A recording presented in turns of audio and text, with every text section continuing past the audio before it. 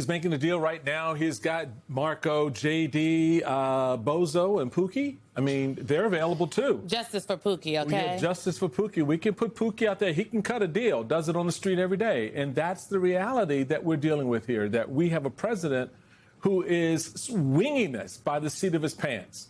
And the reality of it is we've got troops that are headed to the region. We've got 13 soldiers already killed, and there's still no plan. I keep coming back to that. There's no plan. There's no plan.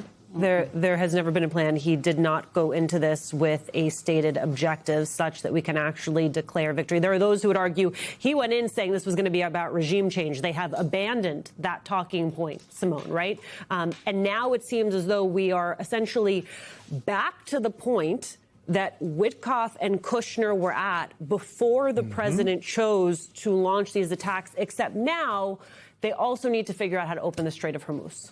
Come on now. Look, I made the point in the open that Witkoff and Kushner are real estate investors and financiers. And that matters because they are not the experts. The experts are not in the room with us. They are not at the table. The last time we negotiated a deal with Iran, that was a nuclear agreement, it took years of official diplomacy, even more of a back channel of diplomacy, and the experts are the ones that did it. And so it's not crazy to me that nobody is on their way to Islamabad today. What's crazy is that anybody thought some real estate folks were the people that could negotiate a very complicated diplomatic situation. So when the experts enter the room, okay, maybe then we are going to see some movement. But until then, folks, strap in because this is what we are unfortunately in for. Let's bring in MS Now senior national security reporter David Rode and retired Army Major General James Spider Marks. He's now head of geopolitical strategy at Academy Securities. The experts, Michael Steele. Yeah, well, imagine that. Actual experts, and we got them at our table. If y'all available, there's a place down the street. Child, they might need y'all to negotiate the Iran deal. Go down and do that. David, I wanted to start with you because as you've kind of gathered, the theme of this opening conversation is there's no plan. There has not been a plan, as both Simone and Alicia have noted. And the only constraints that we have right now is not so much what Donald Trump is going to do, but what everybody else may want to do or not do. I mean, Iran is sitting back going, okay, when y'all ready, let us know. We'll be here to negotiate. Europe is checked out. Our allies aren't there. China and Russia are helping Iran. Okay, there's that piece. So what's your estimation of where things stand tonight, yet again, without a plan? The president doing one more change up, as he's noted to do, as we are seeing the 11th Marine Expeditionary Unit, including roughly 4,000 personnel, heading to the Gulf. The George H.W. Bush and its escort ships, roughly 6,000 sailors, heading to the Gulf. For what? I'm going to go out on a limb here and say this isn't going to end anytime soon. Given that they can't even agree on when to meet and how to continue negotiations, that this is a bad sign in terms of this conflict ending anytime soon. And this is just over, the American blockade of Iranian ships going in and out of the Persian Gulf and the Iranians, blocking the other ships from doing anything in the Persian Gulf. So, it's a major setback today. It's a plus, at least, that the president hasn't started bombing bridges and power plants across Iran. That would be a war crime if he targeted every single one. But this is not going to end anytime soon. Maybe the oil markets will respond to it, but the markets haven't responded that, dramatically to these developments recently. So this could just continue on for quite a while. General Marks, it's a pretty low bar when the president not committing war crimes has to be considered a win. I want to read to you from the president's posting on his own social media platform. This is what he had to say about the ceasefire extension. Based on the fact that the government of Iran is seriously fractured, not unexpectedly so, and upon the request of Pakistan, we've been asked to hold our attack on the country of Iran until such time as their leaders and representatives can come up with a unified proposal.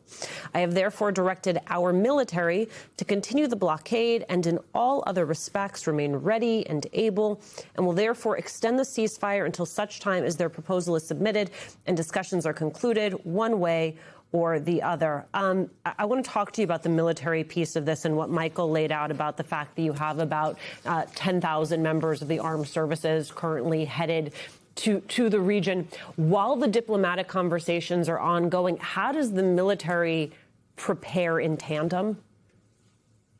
Well, they do it all the time. Policy decisions are made at those levels. The military does not get involved, clearly does not get involved in the policy. What they get involved in is the preparation of courses of action that give the policymakers optionality. And so what you have with the presence of the military presence in the region, that commander, that central command commander, not only has the ability to put boots on the ground someplace in the region. That doesn't mean that they will be forcibly put into a non-permissive environment in Iraq, but that is an option that he has. And there will also be the potential for the arrival of Army forces as well. You bring in the airborne forces, they literally are a plane ride away from where they're stationed in the United States to the region, and they can be deployed as well. And within, a couple of minutes, you can have another 6,000 people on the ground. You may have a couple broken ankles, but they will be there. They will be available. I agree with David that I don't see this ending anytime soon, but this is a period of transition. I do not anticipate that we're going back to the volume of attacks and the velocity of those attacks against targets in Iran. I don't think that's going to happen. My view is, I think, now I'm tiptoeing into policy, but I think the president is probably looking for an off-ramp for a whole host of reasons. But I think what we're going to move into is a new normal, a transition to what I would say could be phase two of this, which is we've got the potential for further on negotiations. You stay prepared. You do what you need to do. You have a whole host of tasks. Talking about a military guy, I can focus in on those and I can remain totally prepared. I'm going to lean forward, and I'm not going to lean so far forward that I fall on my face at the very moment I need to be deployed.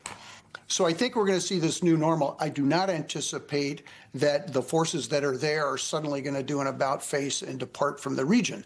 I think what we're going to see is an increased presence beyond what we have normally seen, which is the Fifth Fleet routinely in Bahrain, headquartered in Bahrain, and the rotation of forces that would come in and out of the region for training exercises.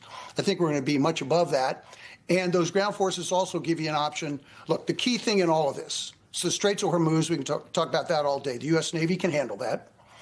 The key is highly enriched uranium. What's the status of that? Where is it? How much is it? And how are we going to try to negotiate the Iranians into a position that says, look, you guys cannot have that? And we've already, I think, offered up $20 billion. We'll buy it, which means we'll render it safe or we'll dilute it or whatever. And then the possibility of getting the Iranians into a commercial nuke consortium like every other nation does.